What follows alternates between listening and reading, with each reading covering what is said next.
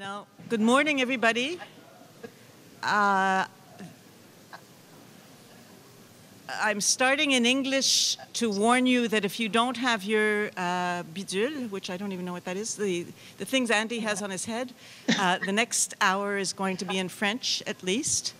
I'd like to welcome our friends, my friends and colleagues in France. Je veux souhaiter le bienvenue. I'd like to welcome our friends and colleagues in France, and I'll be introducing them on a technological level. I don't know if they can see me, and I don't if they hear me. Annie, can you hear me? Oops. Yes. It's working there in French. Can you hear us as well? Yes, we do hear you. Maybe we'll do a test. I saw them the day before yesterday, actually.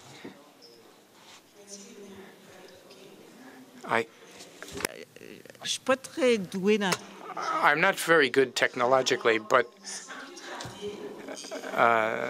without any more delays, what will be happening is that there are French colleagues who will be making their presentation in French.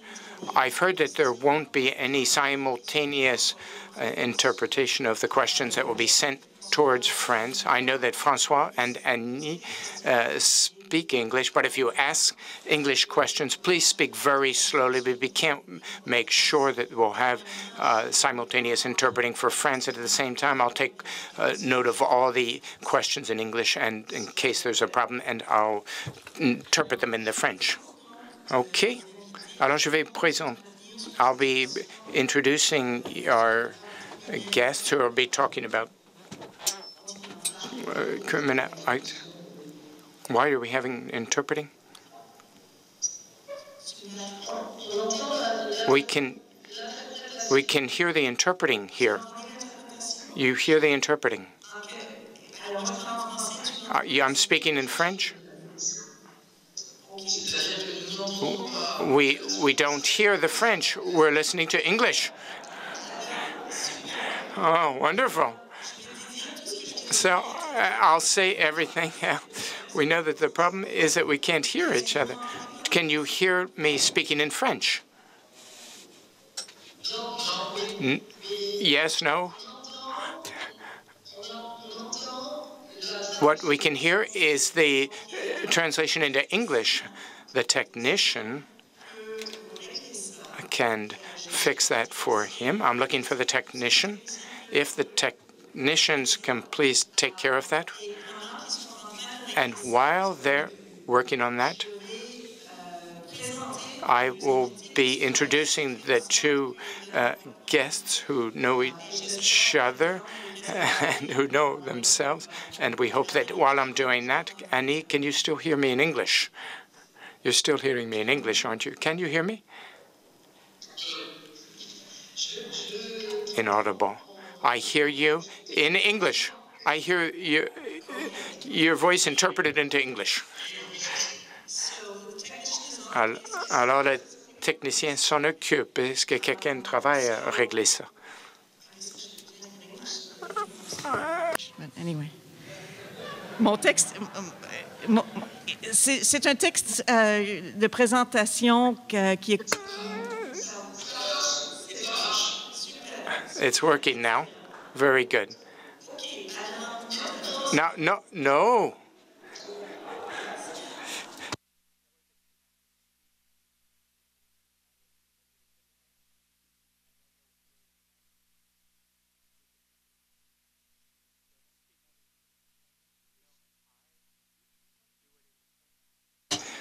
Now we don't hear anything anymore. We're not. Now you don't hear me anymore at all. Not yes. Total silence. What happened? It's total silence. And we don't, the picture is gone as well. That's not good.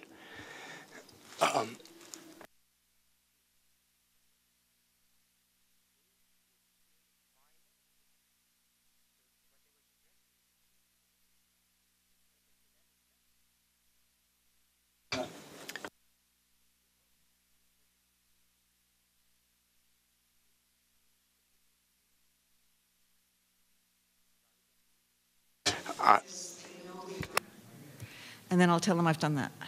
Okay. Alors, je vais, en attendant de régler...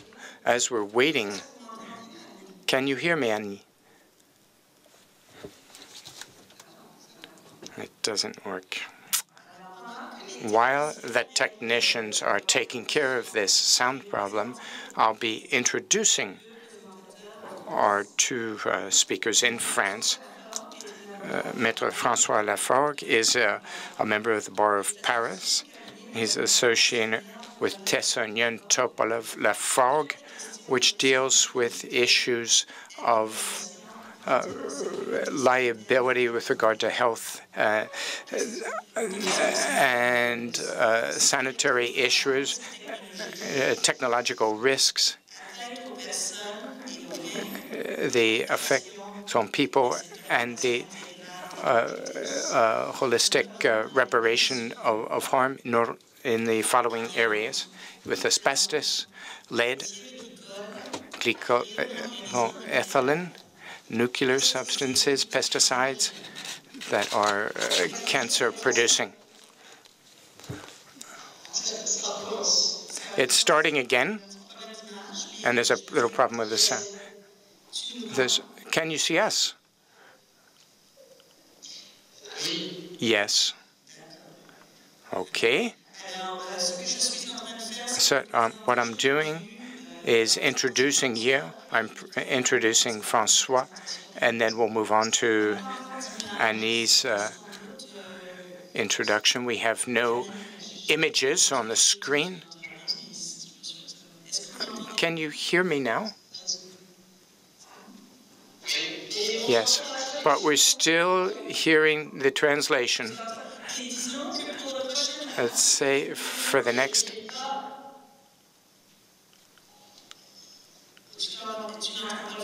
You're not hearing any French.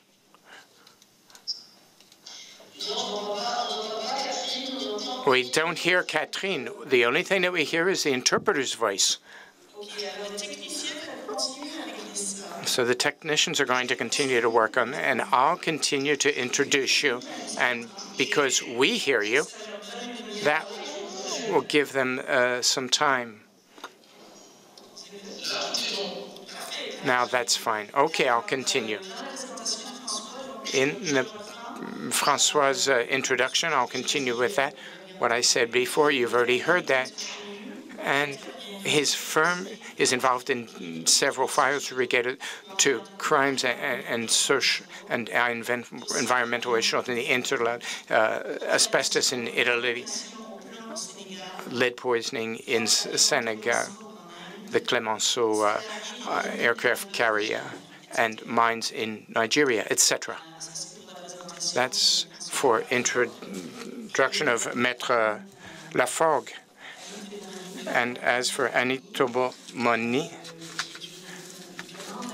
who is a friend and an activist and a person that I have boundless admiration for. That's not in what she said. I said that. She's a sociologue and an honorary research director at INSERM, and she's a specialist on health issues with regard the transforming situation of work, and she's in legal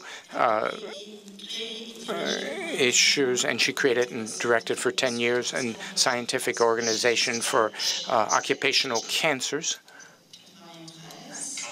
up until 1993 at the University of Paris 13.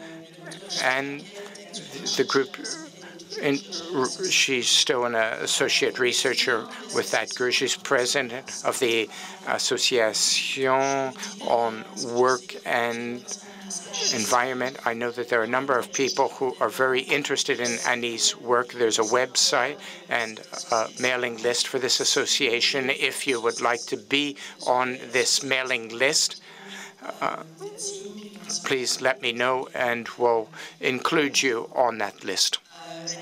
And he is an author of a number of very important titles that you're for a critical approach to occupational health in English, regulating workplace risks, with the following writers, and with nuclear servitude. And she worked a great deal in the area of nuclear energy, and she's worked a great deal in health as well.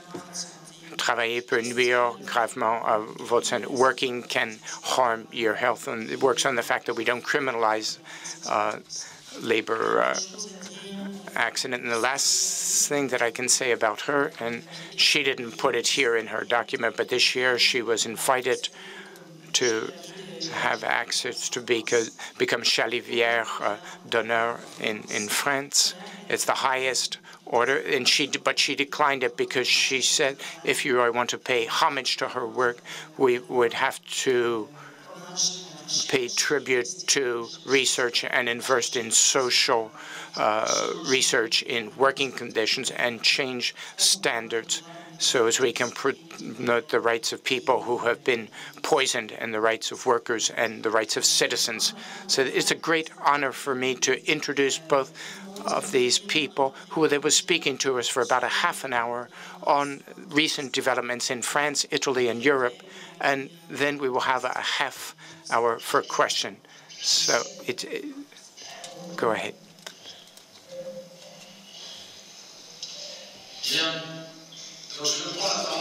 I'll begin.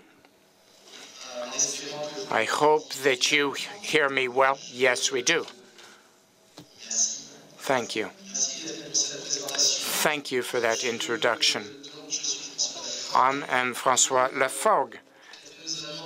Catherine asked us to speak to you today to mention the recent advances of penal justice in France and Italy against industrial crimes. We will then do this with 3 recent judgments that were rendered by the Appeal Court of Toulouse in France on the 24th of September 2012. In AZF affair, it was an explosion of a factory right in the middle of Toulouse, and through the jurisdictions of Turin on the 16th of April 2011 in the Thyssen affair, and it was a fire in an Italian factory, and on the 13th of February 2012 in the Internet case, and which was a company that manufactured asbestos products. These cases led to the conviction of the managers to sentences of 3 to 16 years of imprisonment. But before Annie goes back to the facts in these very important cases, and I will speak about them as well later, to try to take certain legal lessons from them. It seemed that it was important to remind you of the role of civil parties, parties civiles, and of the prosecutors' demands in France and in Italy. The situation seemed very different from the situation you're familiar with in Canada. Unless I've made a mistake here, and you can let me know about that if I did make a mistake in the discussion. In the Canadian common law systems, penal cases are it is only the prosecutor the Crown prosecutor is the one who engages that,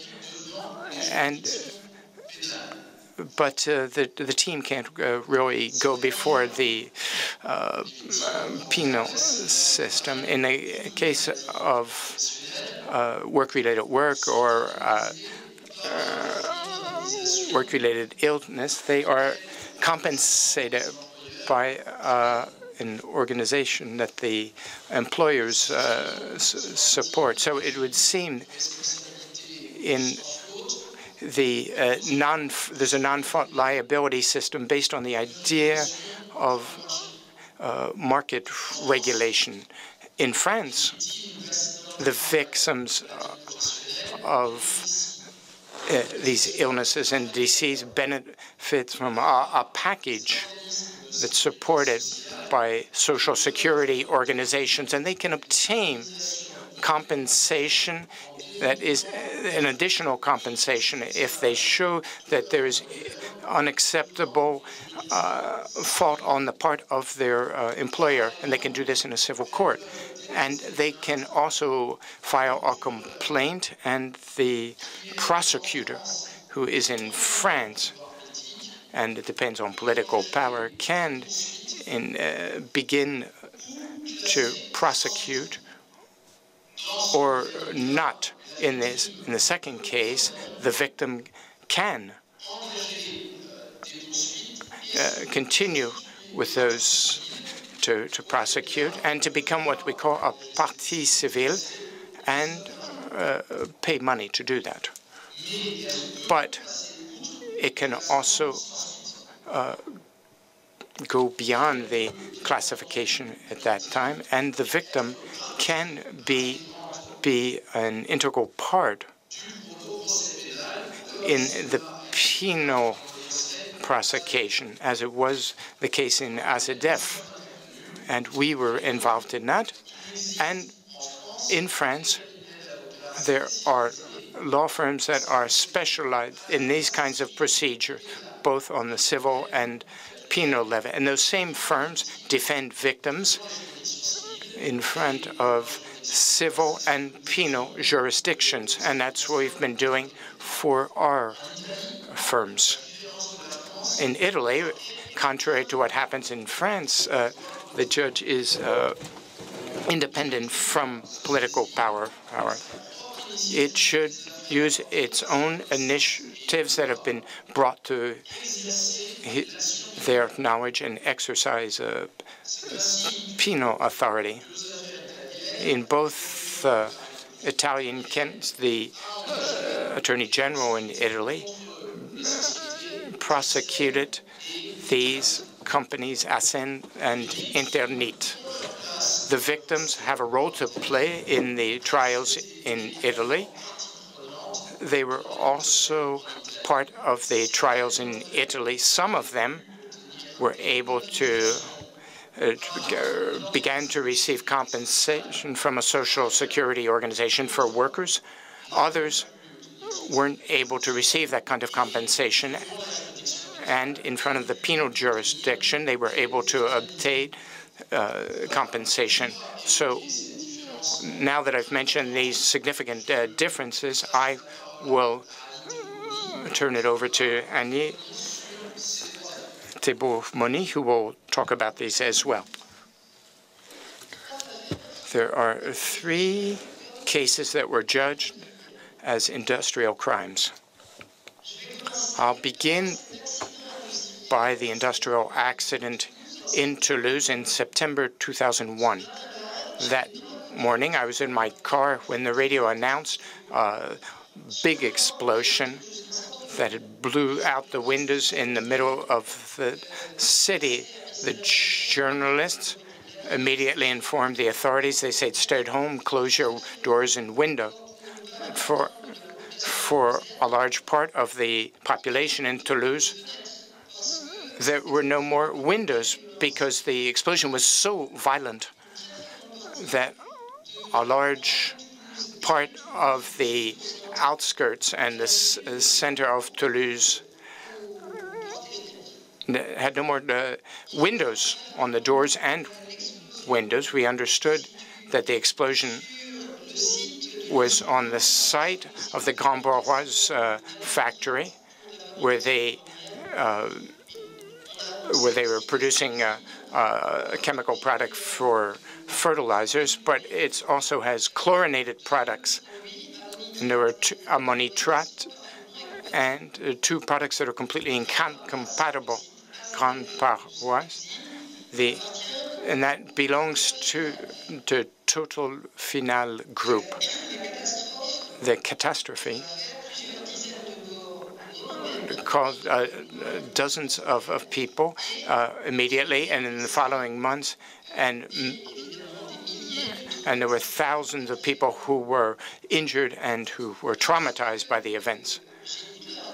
When I listened to the radio, 10 minutes after the explosion, a journalist announced that Mr. Desbarrés, the CEO of Total, was on the radio, and he said that couldn't have been an accident because we've been certified ISO 14000. That's an international standard that's awarded by an international private institute that's given to 14,000 is the one that has to do with respect for the environment. And the CEO said, and we could see right away that the industrial group had prepared its defense. It didn't want to recognize that it was an accident, and they wanted to use the date of the terrorist attacks in New York and associate it with that. We needed 10 years of trials and that later went to appeal to really come up with criminal liability of the director of the union and to have all that recognized. If we come back to the facts, first of all, there was the deliberate strategy from the management of the factory and to dissimulate the facts that have been put together by an internal investigation committee set up that responded to a decree that is necessary when there is an accident on an industrial site. The person who is so the penal trial and in the decision, it's very clearly indicated that part of what this internal investigation committee was able to put together was hidden from justice for a number of years. In scorning what a trial should really be made of, so to come up with a penal liability, we had the evidence of the chemical explosion. The evidence, this whole idea of there being a tax related to New York came up with a completely unacceptable accusation against someone who was there on the 21st of September. This was a temporary worker who was killed in the accident, and the family of that person had to defend the innocence of John Dubly, that temporary worker who was accused of a terrorist attack without any kind of evidence. Grand Parent's director, Mr. Michelin, and the Groupe Total were responsible for that. We were able to do away with that hypothesis and provide justice for the family that lost their family member in a work accident, and the accusation of that person, even though he was no longer there to defend himself. I would like to come back to the expectations or the whereas that were mentioned in that trial, and that recognize the liability of the director of Mr. Michelin and convicting him of 3 years of prison, 45,000 euros in fines, and millions of dollars for the civil parties. For the appeal court, Mr. Michelin, the director of the manufacturer, since the disaster in in Europe, there are tougher regulations on the management of chemicals and industrial workplaces where there's a threat of pollution or even explosions, as was the case in Azerdef. Mr. Michelin said the appeal court had his factory in an urban area had to notice that there was a danger there with nitrates and chlorinated products. And the judge continued. The decision is very clear, but I'm just going to read one part of it that seems extremely important to me if we're going to understand what was being judged. He underlies the lack of visitors of Mr. Michelin of the risks and who were there on a part-time basis. And he says there was a lack of rigor in the organization there was a lack of control on the separation of spaces between dangerous and incompatible chemicals. And they insist on the lack of information with these contractors with regard to those chemicals. And the appeals court says the following: this is the worst of all the faults, because the decision was taken in full knowledge of the facts to put the workers in a situation of risk without giving them the means to face these risks. And the consequence and the facts of the 21st of September demonstrated this, to put not only these salaried workers and the whole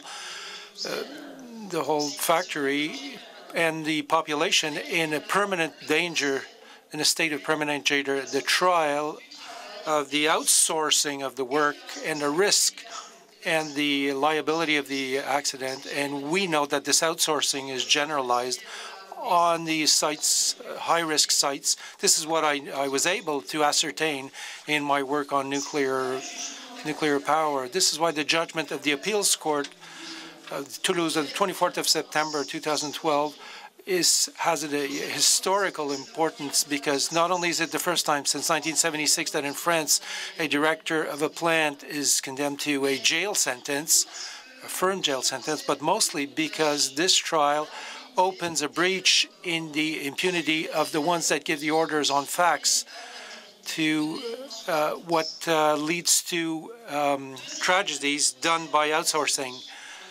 So the second trial of importance, the one of the accident Dicen in Turin in 2007. This was in a plant, a factory. 7 workers died following a fire, which was the consequence of an explosion. And this is a situation characteristical of double standard. Multinational, they adopt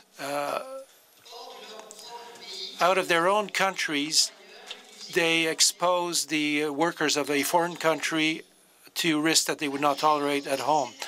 And what was done in the German factory of the same type, the direction of Dicen decided not to invest in the safety of the Italian factory, this one being closed in the following years. 16th of April 2011, the Tribunal of Penal condemned 16.5 years the director of Laurence Acier of the Thyssen Group, the German Thyssen Group. And several sentences were also pronounced against the other directors. And what is very impressive is the qualification of manslaughter, which was retained by the Tribunal of Turin. And the third trial, emblematic trial, the one that regards to the sanitary disaster of asbestos, through the activity of a multinational of the asbestos, which is Eternit firm, regarding most particularly the plant. There are 5 factories, Eternit in Italy, and were the object of this trial. But the most Casale Monferrato, the capital of asbestos, thousands of fatalities and sick people who've been living, who die from cancer, not only in the workers, but by family contamination and the environmental contamination. To the initiative of the attorney, Rafael Guarinello, the trial in Turin was a first worldwide, and François Lafargue will come back on this theme, on the accusations, the counts.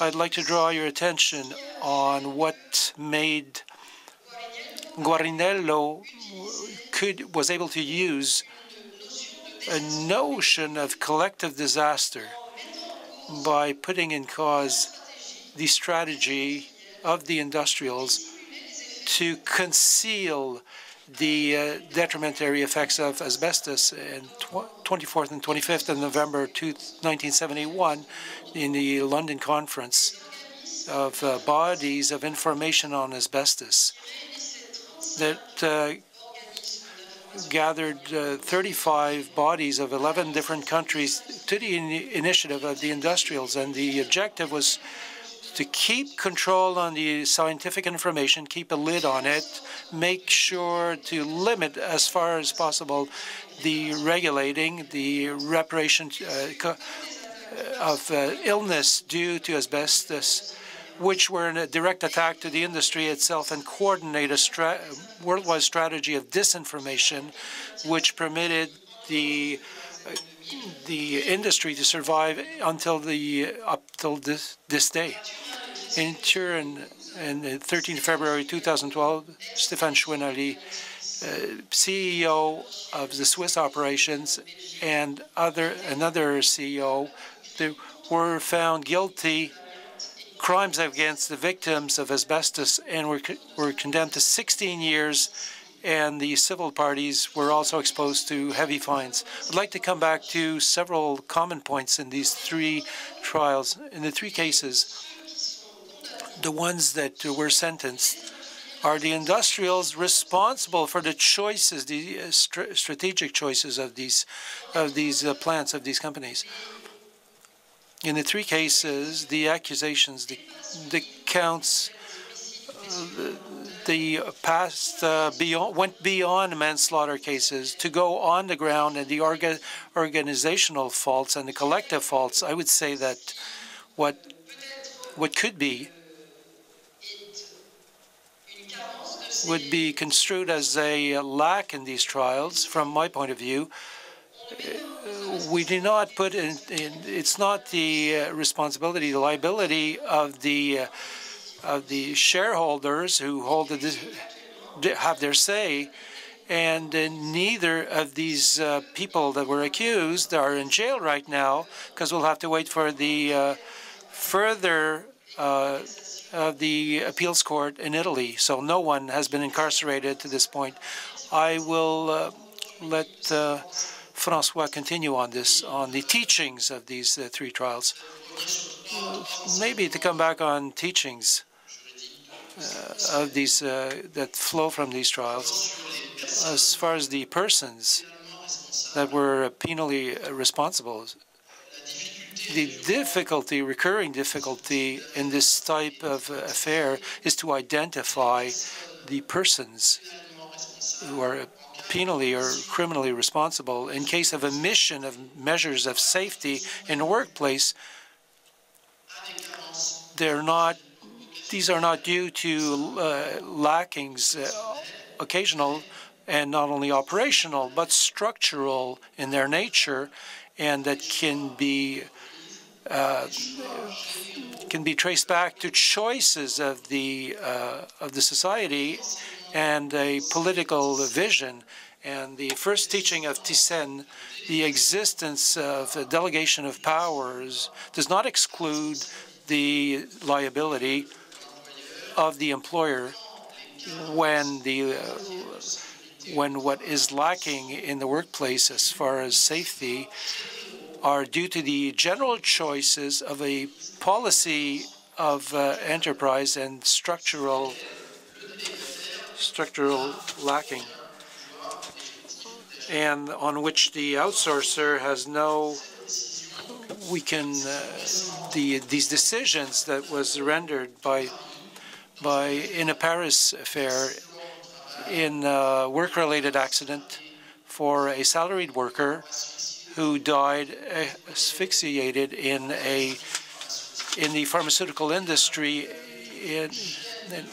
There was a chain of delegation of powers in that case, and the appeals court retained the responsibility of the director, of the CEO. The conditions linked to the organization of work and the to have outsourcing permitted the damage being caused. Another teaching of Thyssen and Eternit, we look for the liability of the upper management or even the board, the board of directors. So if we don't go all the way to the shareholders, the higher managers of these companies were convicted, and we can make a link with these decisions that were rendered by jurisdictions of Italy by the appeals court in France on 25th of September of this year in the matter of Erika, that was based by the name of a ship that was the cause of a important pollution these last few years, and the court, the tribunal, confirmed that the society Total could be convicted as perpetrator, as the operator of the ship.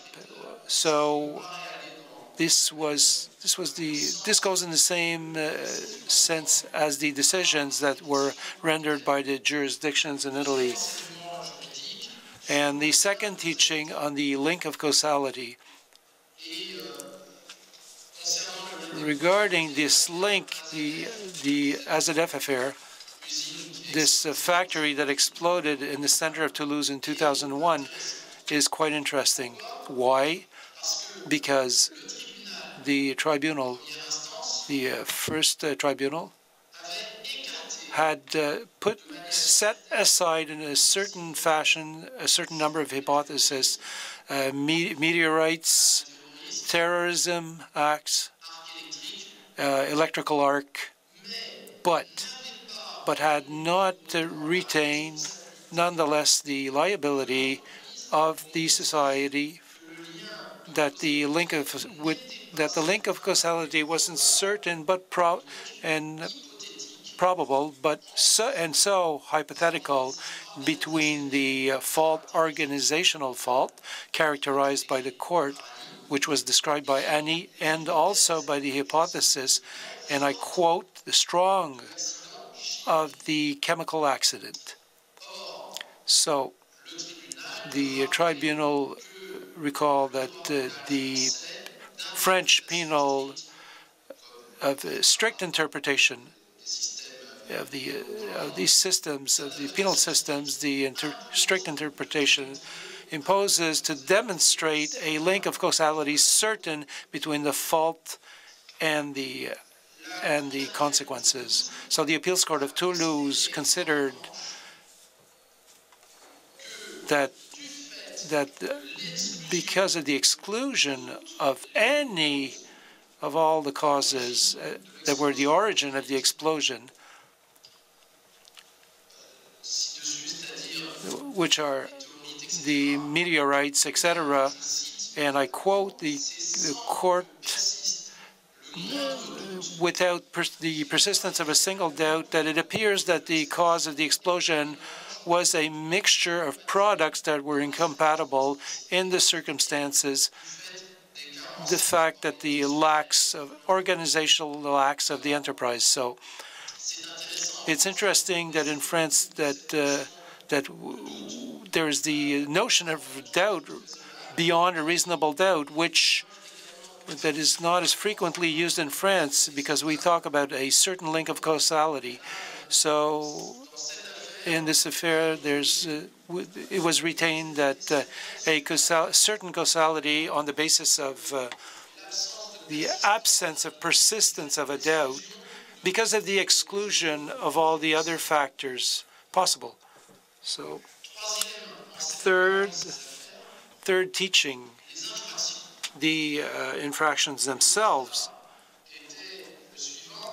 In Italy, the infractions of manslaughter and involuntary injuries are non-adapted to the industrial crimes. So same thing in France. The attorney in Italy, so he based his prosecution in Eternit on this environmental disaster which was foreseen to judge the consequences of the buildings that fell in ruin. So there's a sort of a torsion of the law.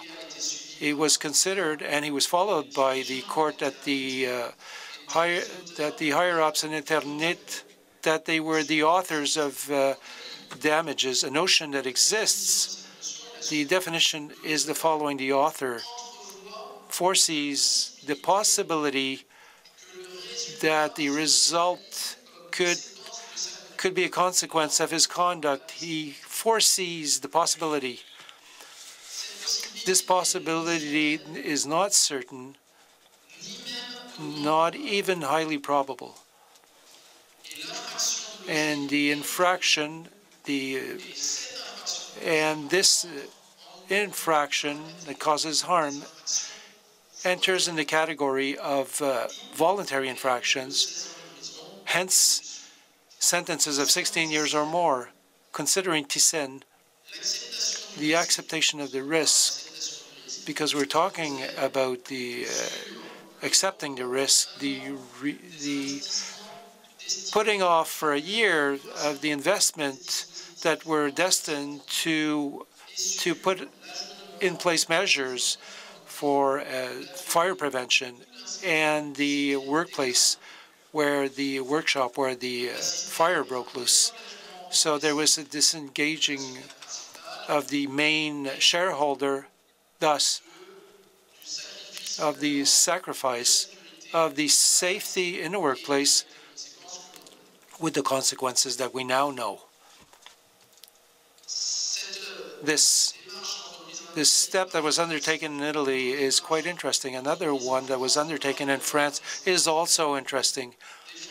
We had defended the shoreline owners of a plant of used papers in the eastern part of France, and we hired and we undertook some action in court because of the danger, the damage of life of this damage was not realized, but the behavior of the factory could be condemned. This was taken in front of the court, which rendered decisions on the 30th of October 2007, confirmed on the 21st of September 2010, after the matter came back in front of an appeals court, the Paris Appeals Court, and the responsibility of the society was withheld. The behavior of the society, and this is what appears interesting to me in this procedure, is sanctioned at the time of the commission of the acts without waiting the damages occurring, which can take place much later on as far as being exposed to carcinogenic products. In this case, because in this case it was a exposition to lead, cadmium, and other metals. So the conclusion, and before I let the floor ask questions, these different decisions, case law decisions, make us reflect on solutions, alternative solutions, to answer to the stakes of the repression of industrial crimes. Certain people in Europe are putting forward of a European Penal Court that would be competent in such matters to statute on the social crimes and environmental crimes. So we could inspire ourselves the mode of functioning of the International Penal Court. This could be used as a model. Others put forward a remodeling of the penal international system and propose a new definition of the element intentional, which in these matters of industrial crime would disappear and would be replaced by the simple consent, which would be sanctioned, that would sanction all action, organized action, that the consequences would be deliberate, would be a deliberate consent. This is the sense of these of this case law, and I would now, if you have questions, if you have reactions, I would welcome these reactions on what we have just exposed to you. So thanks a lot.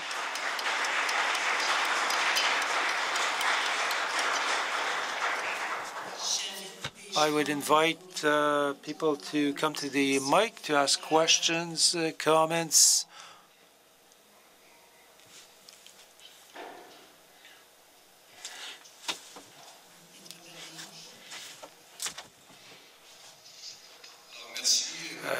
My question is my French colleague.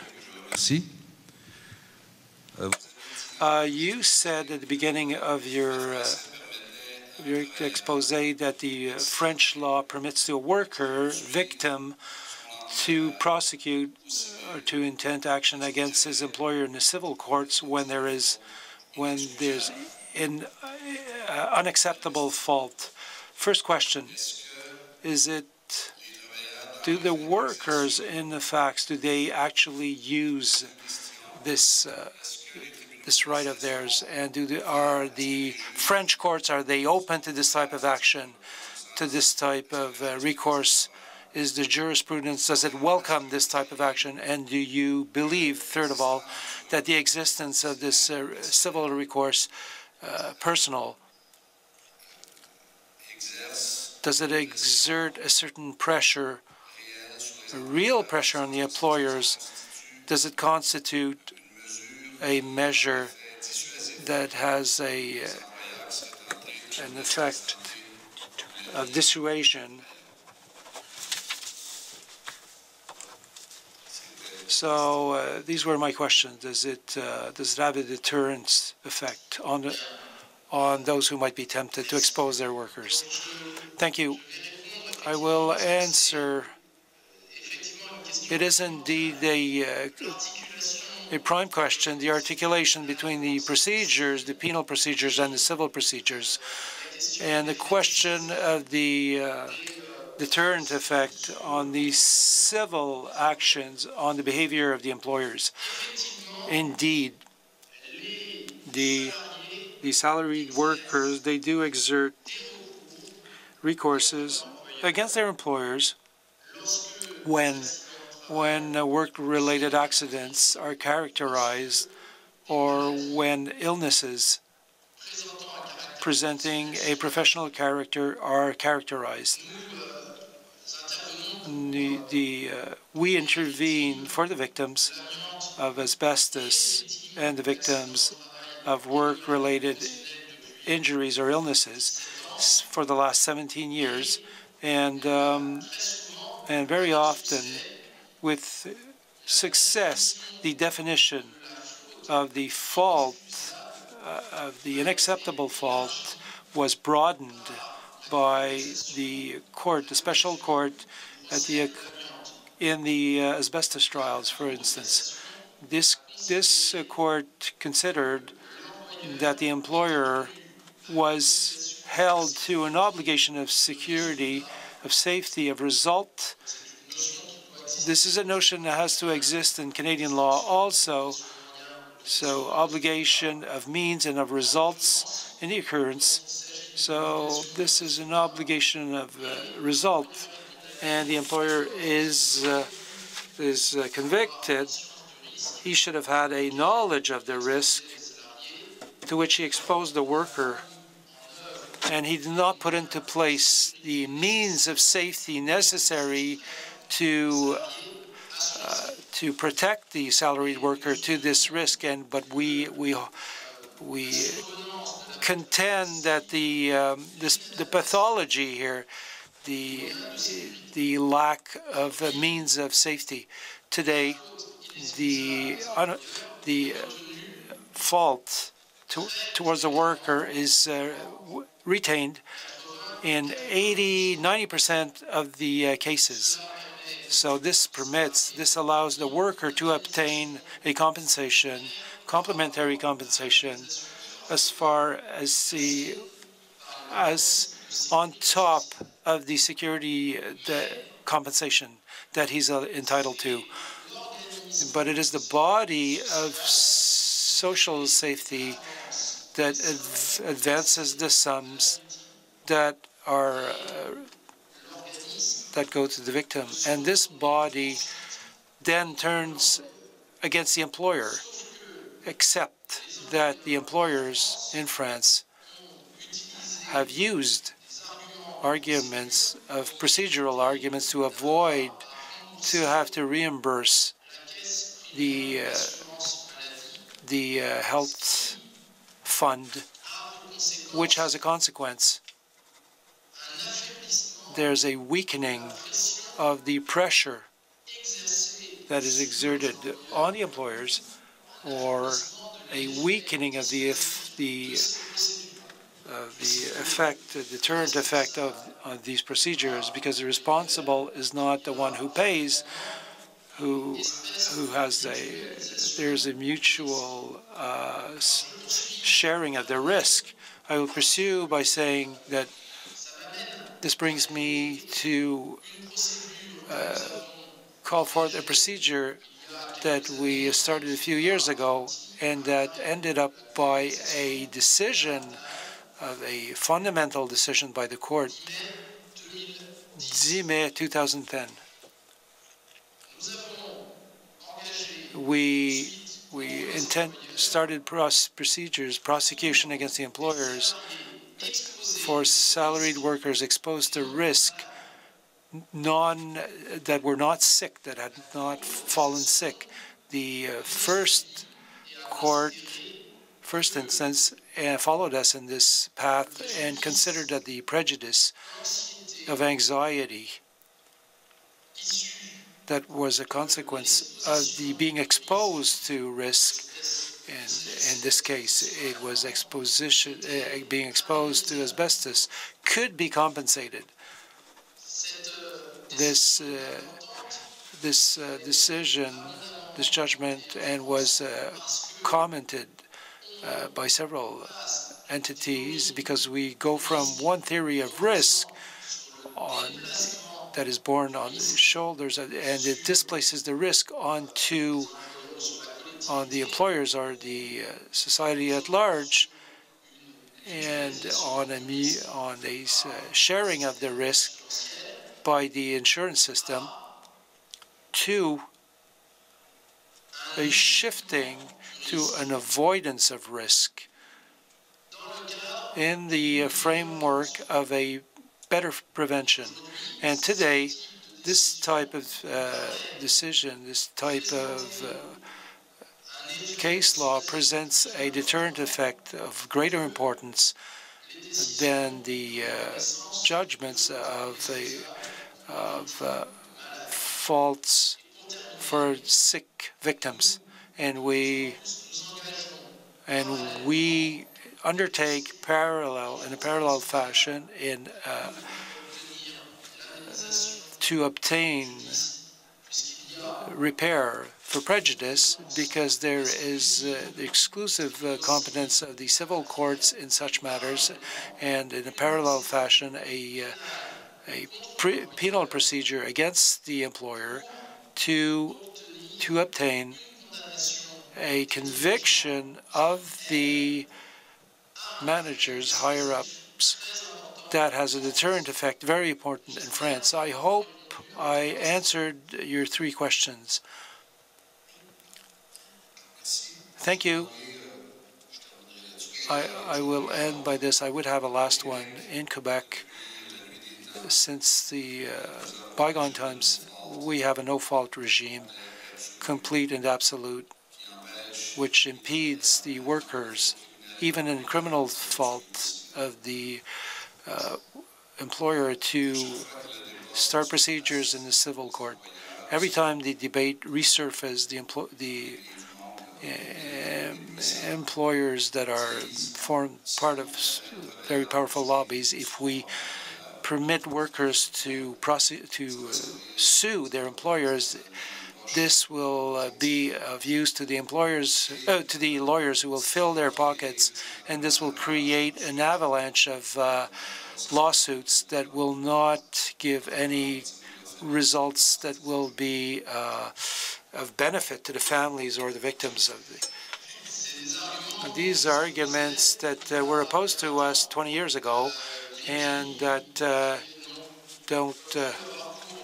that cannot be withheld today, because the victims have understood the interest of these procedures and these steps undertaken. And today, well, we notice there's an improvement of the taking in charge of prevention in France, the fact of the multiplication of the lawsuits that were undertaken against a certain number of employers, the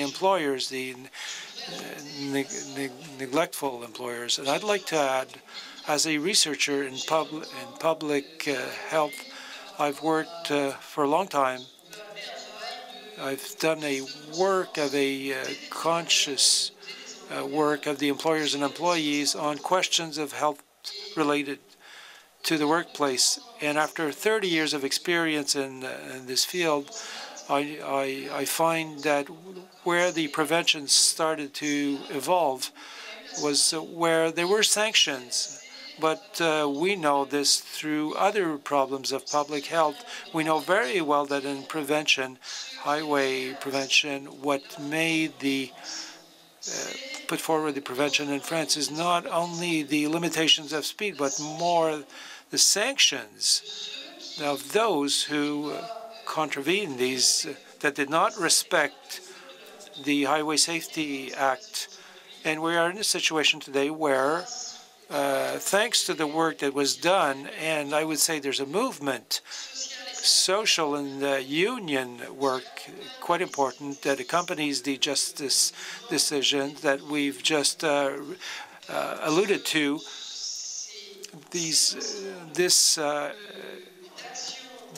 All these lawsuits and the bringing into the consciences of collective and judicial work that leads us to concrete results in prevention. Merci. There are 2 people who are waiting at the mics to ask questions, and I just wanted to say something with regard to inexcusable faults. It's true what Mr. Bellemare says, but it hasn't existed for a long time. It's only since 1931 that this disappeared from Quebec. And we had inexcusable faults of employers and of workers that allowed us to increase or decrease. But now Article 27 has disappeared and is still there. In other words, workers, if they commit an inexcusable act, cannot be compensated. But Mr. Bellemare is right, is that they are protected. Now, there are 3 more people here. You're on the list. I think you were the first. Hello. D'Angelo from the University of Sherbrooke. I have questions. The first one for Maître François.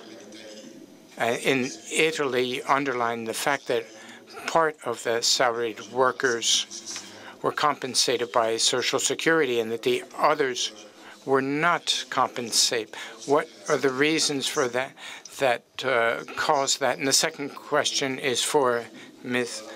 Annie. In ASADEF case, I think that the subcontractors were convicted, but there was a lack of control. But what was the case of the company itself? Because you said at the beginning that Mr. Desmarais had other reasons.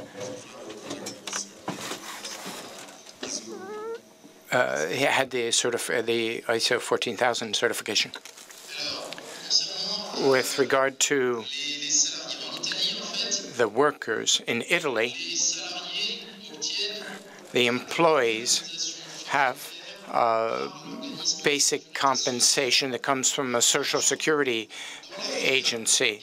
But in the Internet case, there was both victims who were employees and others who were called environmental victims. For example, the wife of an employee who washed the uniforms of her house and became a victim of pleural cancer. She couldn't be compensated as an employee because she wasn't an employee, and that's why I distinguish between the salaried victims who received basic and limited compensations and environmental victims who could only use the criminal channel to be compensated for their harm. With regard to ASADEF, the director of the Grand Paroisse plant was the one who was convicted, and the plant is 100% filial or branch. It wasn't the subcontractor who was convicted. This was one of the first decisions in France who made the liability for an accident on an industrial site, not for the people who were directly responsible of the activity. The activity was selecting chemicals. There was a subcontractor, an employee who was responsible for that task.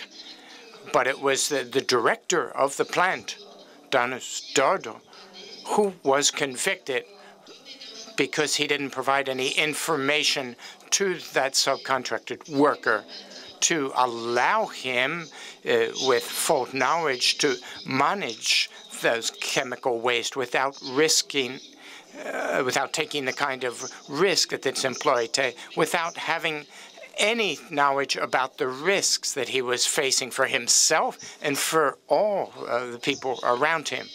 So why did I mention the ISO standard? Because it was used as a defense by the Grand Paroisse director. And Grand Paroisse is the total group Total. They said it wasn't an accident because we had a certification for our company. But that accident led to more thinking in France about the limitations of private certification for companies, which very often consists of giving them a blank check, and instead of really doing work that involves control and inspection or using penalties when there are offenses that are defined in the labor code on a site that is as dangerous as that one. I know that Richard Johnston and Barasal, and I know that in Australia, I know Mr.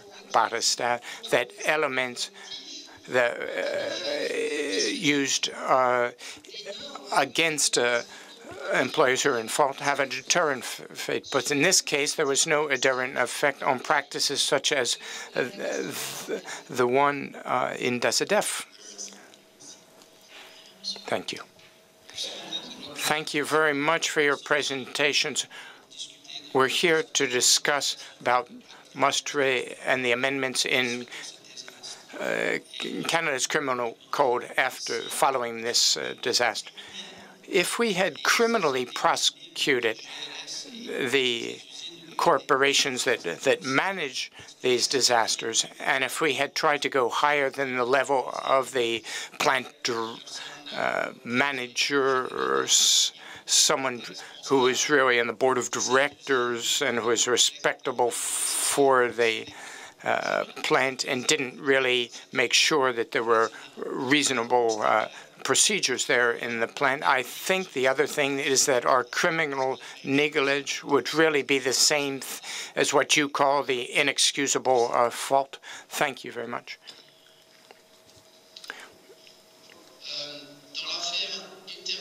In the internet case, the members of the board of directors were convicted by the shareholders.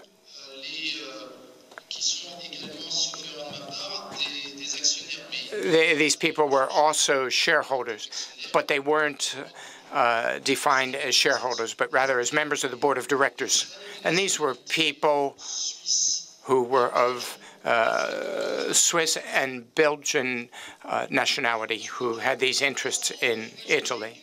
And I think that we should add that was really at the center of this trial, and that you can see in the decision, is the fact that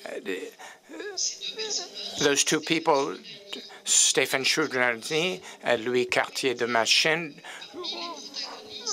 were deliberately among those who led the international disinformation campaign on asbestos, and this whole international campaign to undermine the prevention against asbestos in Europe. So in both these cases, it's the German group and one of the people, the highest up in this organization, who were convicted in Turin for the accident that occurred in an Italian plant that was part of this group. And to add to that, I think that all three of these trials were criminal trials. And the inexcusable fault, which is a civil concept, is not the same thing as you mentioned, but there are trials that are similar to this concept of negligence. But I just wanted to add or complete what had been said. So there's a third person.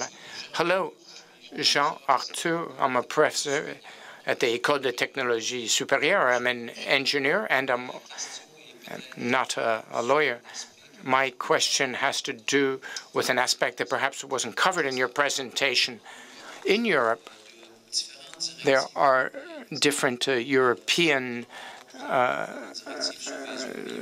directives, Seveso, and there are construction guidelines that force the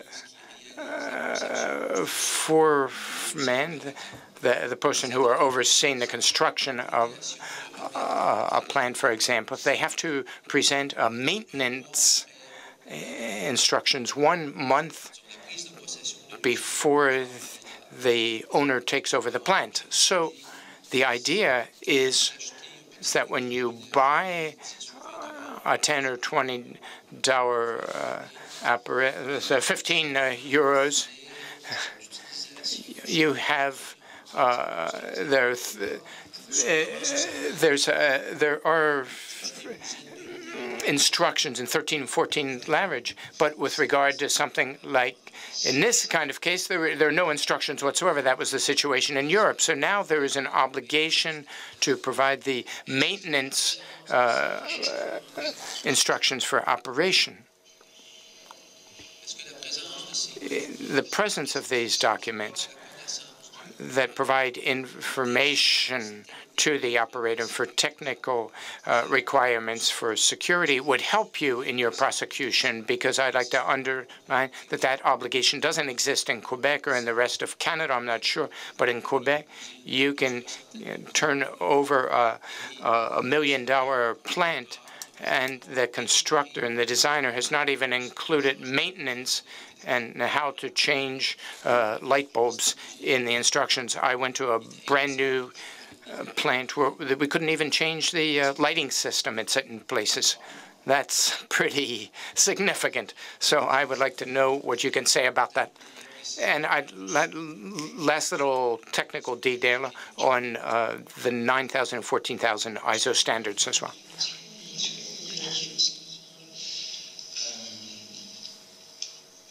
I think I understood, yes. First of all, we don't. I did a two-part response. First of all, we didn't use that kind of document, just a word on the European guidelines. They should be put into national standards, and there's a certain amount of time given for that. And very often, it's national law that we apply, and that should be come directly from the European mechanisms, but we use a fault on the part of the employer with what we call the unique document on the assessment of risks for employees. And this document is rarely complete. In some cases, it doesn't even exist in the companies or corporations, and we use the lack of documents or the incomplete nature of these documents to establish that there's been a fault on the part of the employer. And wanted to add another point that it seems important to me with regard to safety and prevention. When, as in construction and industrial maintenance of outsourced operations, you have to set up a prevention plan that is supposed to summarize the risks and the preventive measures that are needed to protect employees. And I'd say the employees that are on site, and as well as the outsourced employees. In these cases, these prevention plans, unfortunately, are an obligation that is formally respected. There is a document, but in reality, it's not really respected with regard to the real work that the employees have to do. And from that point of view, I would even say that it can be counterproductive because the employers can say that they've presented that plan, but it has nothing to do with the risks that the employees are facing. This is a point that appears as well in the trial on the ICDF site, because it was impossible even for the Health and Safety Committee there to reconstruct exactly the kind of work that was being on the chain a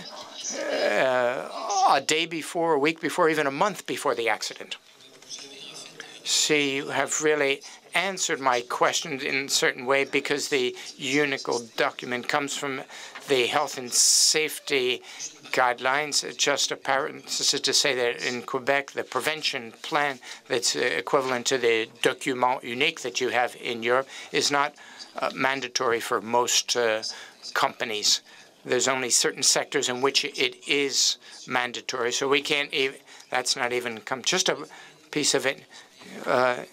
ISO 9000 and 14,000 in 2000s were management standards for quality and for the environment.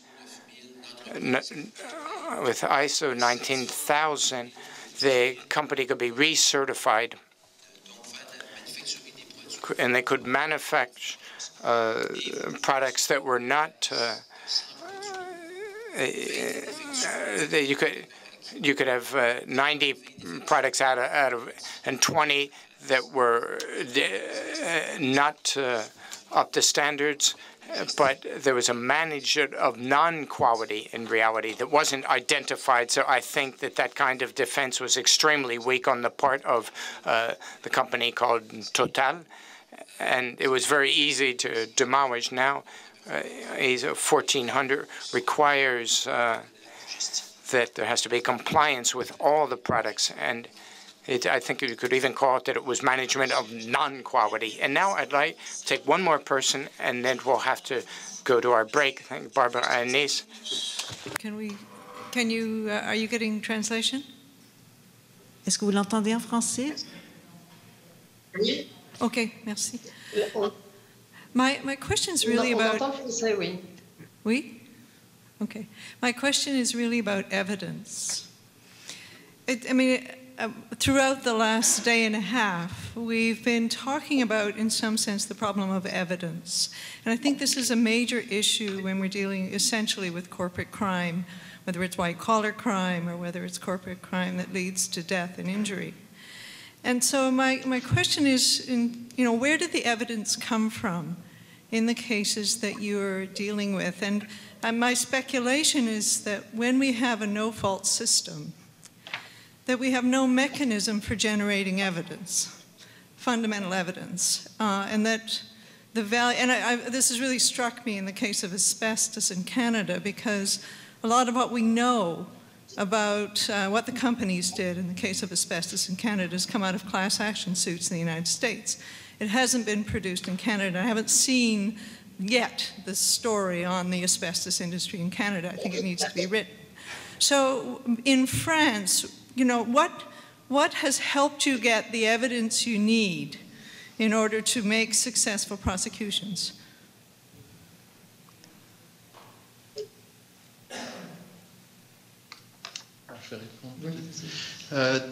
Oui, je vais répondre. I'll answer that.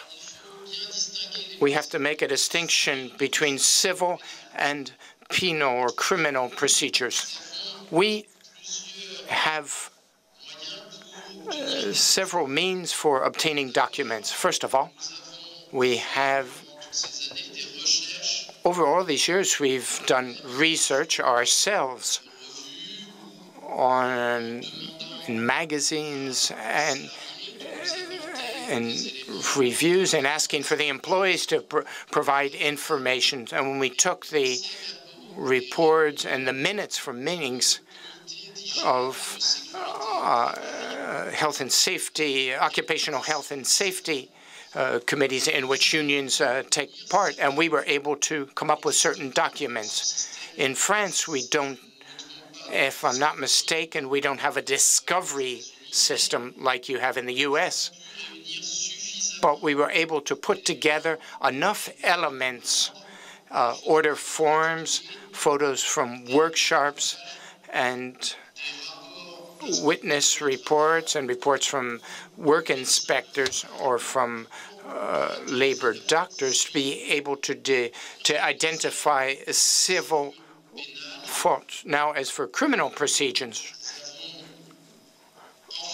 in France and in Italy, we have two systems that are a little bit different. In Italy, the prosecutor had very significant investigation powers.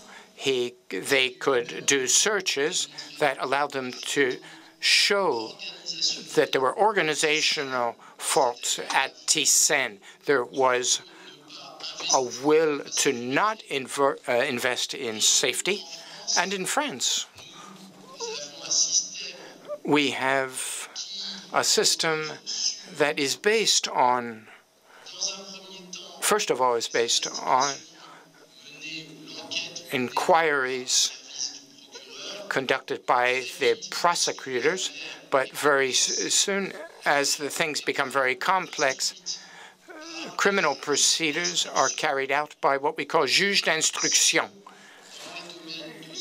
In the area of public health, there are specialists.